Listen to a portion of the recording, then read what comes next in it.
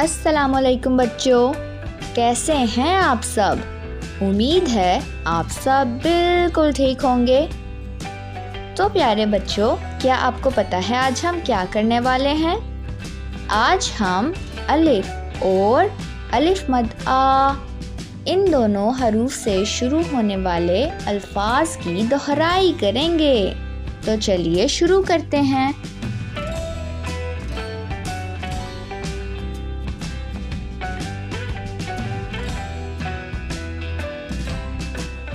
तो प्यारे बच्चों, क्या आपको पता है आज हम क्या करने वाले हैं।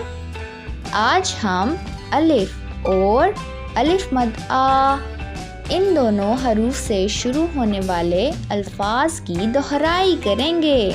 तो चलिए शुरू करते हैं। अलिफ से शुरू होने वाले अल्फाज।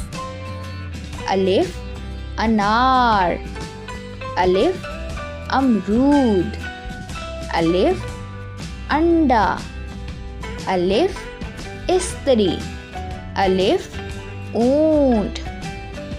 आइए अब अलिफ मद आ से शुरू होने वाले अल्फाज को दोहराते हैं। अलिफ मद आ आलू, अलिफ मद आ आड़ू, अलिफ मद आ आग, अलिफ मद आ आरी, अलिफ मद आ आम। तो प्यारे बच्चों, आज हमने अलिफ और अलिफ मद आ से शुरू होने वाले अल्फाज की दोहराई की है। उम्मीद है आप सबको बहुत मज़ा आया होगा। अपना ख्याल रखिएगा। तब तक के लिए खुदा हाफिज़।